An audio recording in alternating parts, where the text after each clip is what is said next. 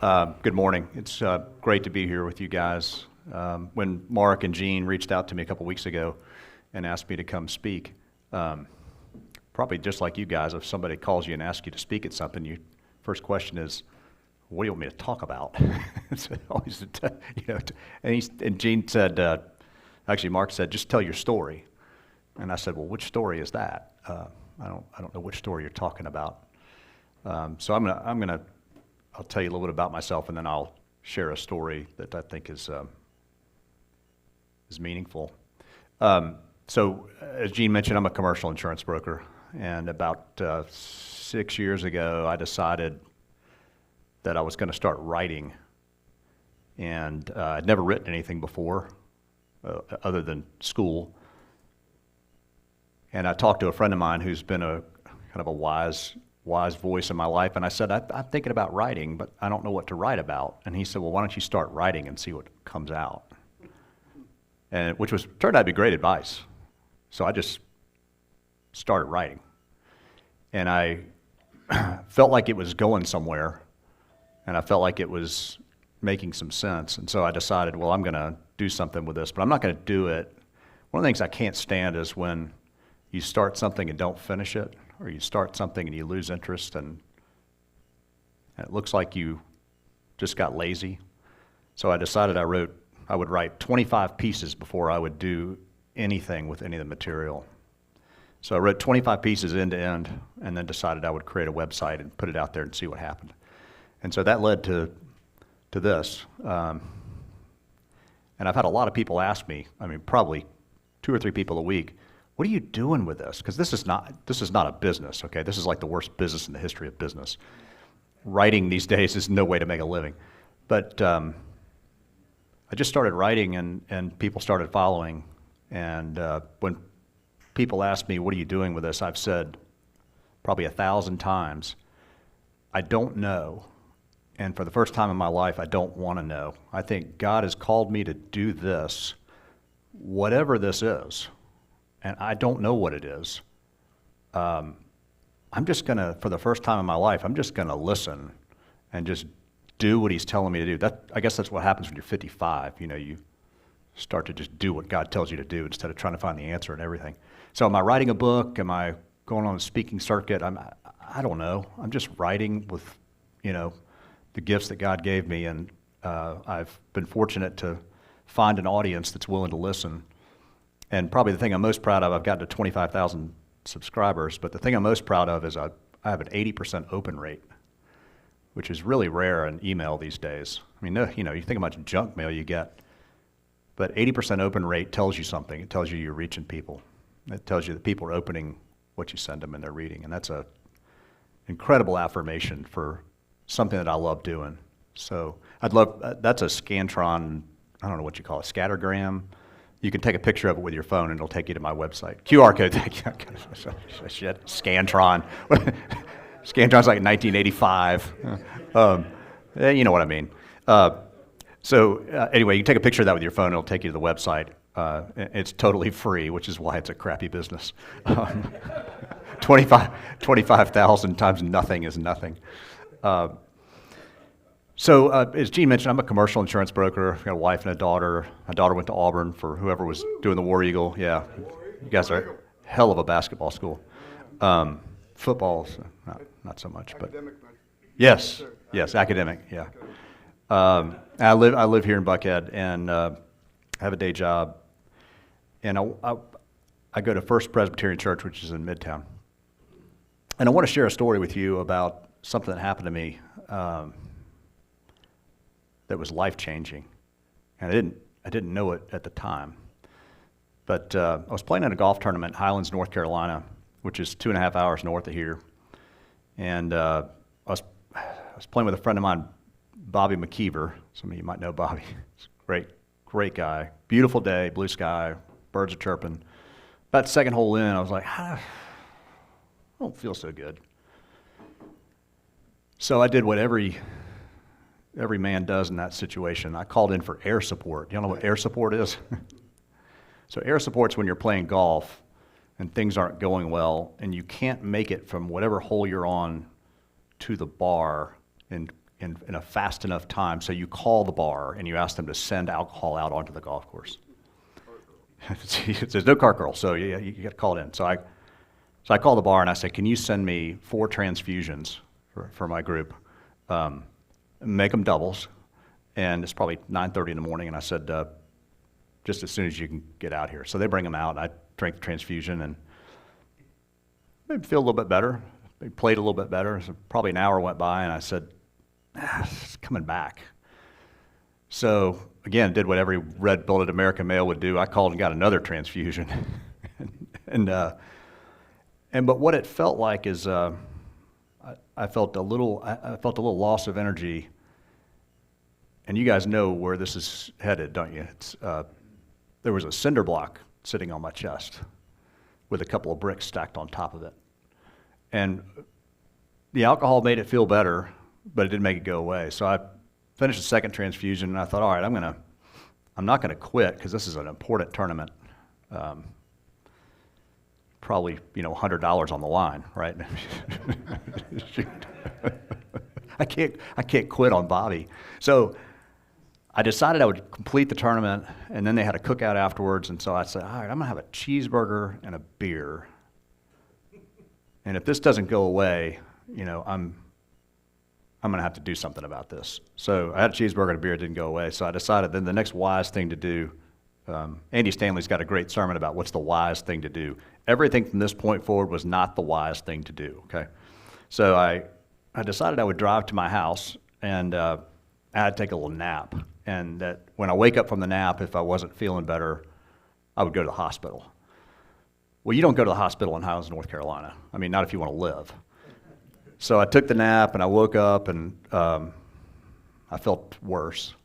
And so I jumped in my car and I started heading down the mountain for Piedmont Hospital. And I've got an old Jeep. It's 15 years old. It's rickety. It's got the cloth top in it. And I was doing 95 down 441, which is everything that Jeep's got. It's pinned to the floor.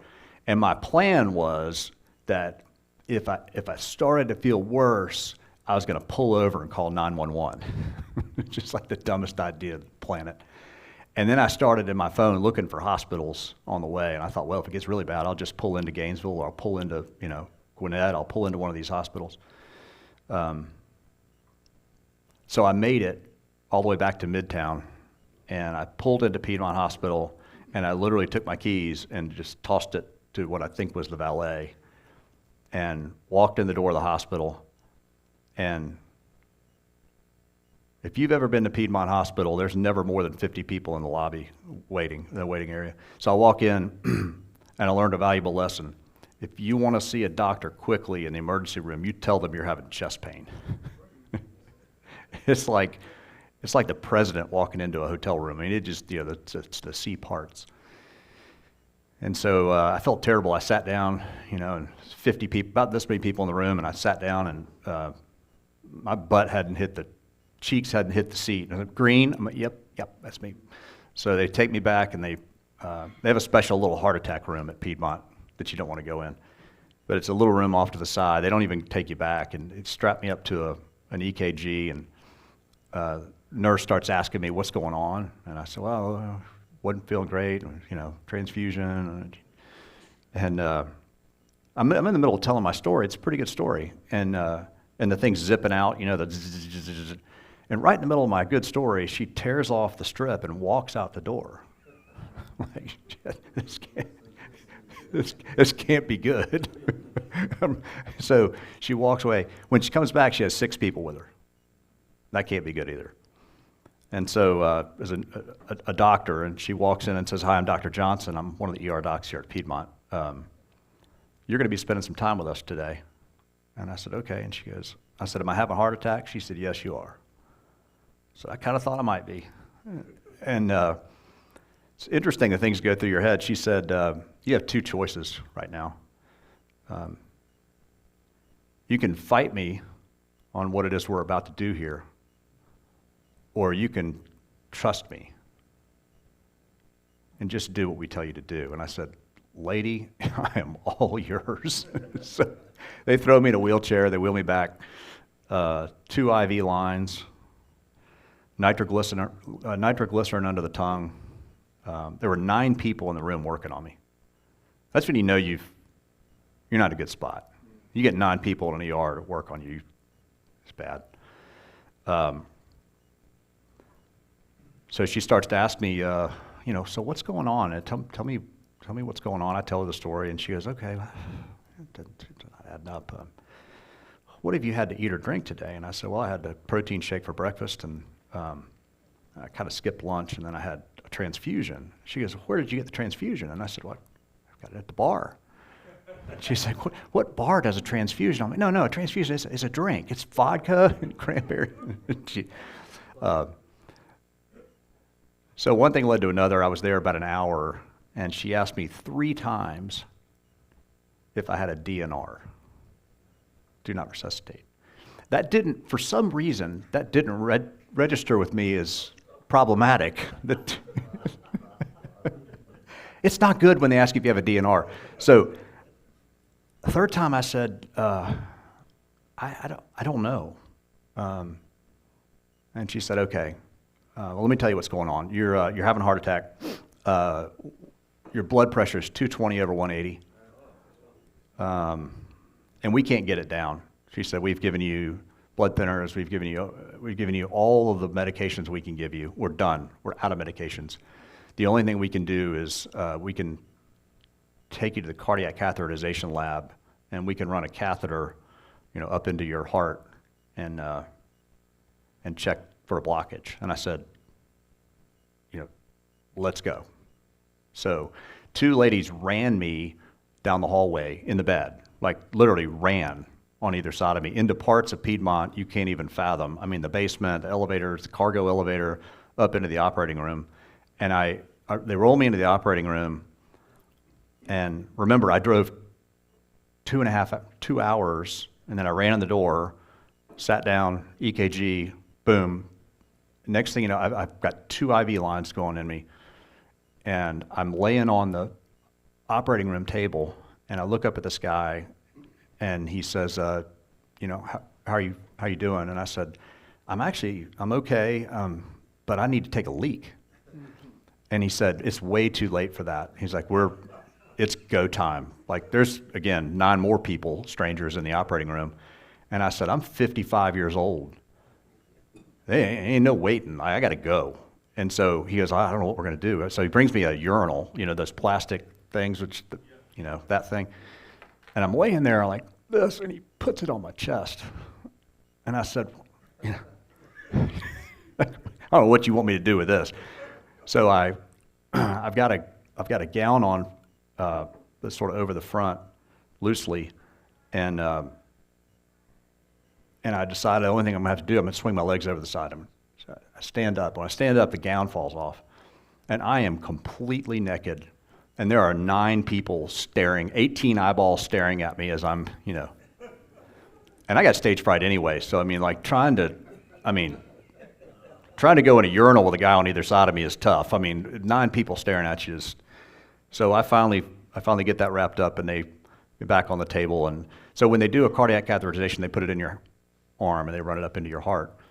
And so they're shaving me and doing the betadine, and I'm having a conversation with the guy, and the next thing you know, I hear the zzz, and he manscapes me. And I looked at him and I said, you could have given me 100 choices, and I never would have guessed that was the next thing you were going to do to me. So one thing led to another. They do the catheterization, which I don't remember, and they wake me up and say, I'm sorry, we were unable to find any blockage. So good news, bad news, you can't find the blockage, but you're not having a heart attack, but you're having something, and we don't know what it is. So they send me up to the ICU. I spent 3 days there with them trying to figure out what was wrong with me. And long story short, it was a reaction to the COVID vaccine, which caused an infection that settled in my heart. And it was 3 o'clock in the morning when there was I'll never forget it, Chelsea, the PA, who was in my room 3 o'clock in the morning when she finally figured out what it was. And she said, I think I got it. I think I know what it is. I'll be right back. And she said, this is either going to work or it's not going to work. And she goes, if it doesn't work, I don't know. I don't know what we're going to do next. And I said, well, I'll try anything. So she goes away and she comes back. She takes a shot, sticks it in the IV. And within 45 seconds, I was like, oh my God. It just lifted. Like the cinder block was gone. And I mean, I almost started crying. I mean, it was just, I was like, I don't know what that was, but keep them coming. So it turned out it was an infection. And they were able to get the infection knocked down after 3 days. And moral of that story is no more COVID vaccines for me.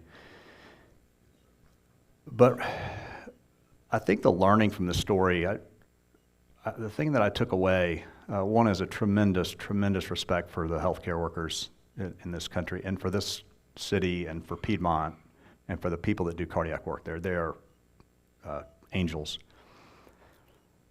But the thing that troubled me so much is in the days that followed, as I was telling friends the story, everybody asked the same question. They're like, were you freaking out? I mean, they told you 220 over 180 and DNR. And by the way, my wife was out of town, so I was there by myself. And I said, I really wasn't. In fact, I felt like it was my job to be the nice guy in the ER because most people are jerks, right? Because they don't feel well. And so my job was to try to be nice to them and make them laugh and try to keep it light because I figured if it's light, then they're probably more likely to take better care of me. I think that worked. But the days that followed, I was really troubled by why I wasn't more nervous and more worried about dying, about being there, about what was going on, about the mystery of what was going on. And it was probably 2 months later when I was walking down the street, it finally hit me. The peace that passes all understanding. That's the only thing that makes sense. It's the only thing that makes sense. In a situation where you should be extraordinarily anxious and nervous, upset, angry, I had none of it. Absolutely none of it. And I've always heard that term, the peace that passes all understanding, and I frankly have never really understood it. I've thought about it a lot. My pastor uses it in his benediction. And I think the Holy Spirit was in the room with me. It's the only thing I can say that makes sense because it passes all understanding. It was just a peace that came over me, and for 3 days I was calm as a cucumber. And when they finally came in the room and said that they'd figured it out, and that the infection had been knocked down, and that it was okay for me to go home, I'm embarrassed to say this. I started crying like a baby. It was the first time it hit me. And then I started laughing at the same time, which was really weird. And so this nurse is standing there, and I'm crying, and I'm laughing at the same time. And she's like, well, what's going on? And I said, I don't know. I'm like, it just all hit me, what has happened here. And I'm just so grateful for all you people and what you've done for me. Because there's no doubt in my mind that you saved my life. And I'm laughing because I'm laughing at myself crying, which is a funny experience. But I lost my phone. Hang on a second. I did go back, and I was kind of curious last night. The peace that passes all understanding, it's Philippians 4:7. And the peace of God, which surpasses all understanding, will guard your hearts and your minds in Christ Jesus. It's the only answer. It's the only answer why you can have a life-threatening experience and take it with complete calm and no fear. Hell of an experience. So thank you for letting me tell my story. It's always fun to be with you guys. Love this organization. I was at the breakfast a few weeks ago with the Ritz-Carlton guy. Or Schultz. Yeah, who was phenomenal. And I said to Mark, I said, you know, it's interesting how few organizations, platforms there are today that are speaking to men. I mean, it's just, think about it. Everything out there is speaking to women, and there's just so very, very few organizations that truly speak to men. It's one of the reasons why I'm so grateful for this organization. It's wonderful we have an opportunity to come together as men and to talk about things of faith, and it's rare in this world that we get to do that. So thank you for having me. Tom, let me pray for you real quick. Great. Before we close out. Father God, I thank you for Tom. I thank you for using a crisis in his life to illustrate peace, not only the people around him, but in his own heart. And thank you that you brought him through, and he's with us here today. May he continue to be a light for you in his community and his family and our world. And I pray this in your name. Amen. Enjoy your time at your tables today, guys. Thank you so much.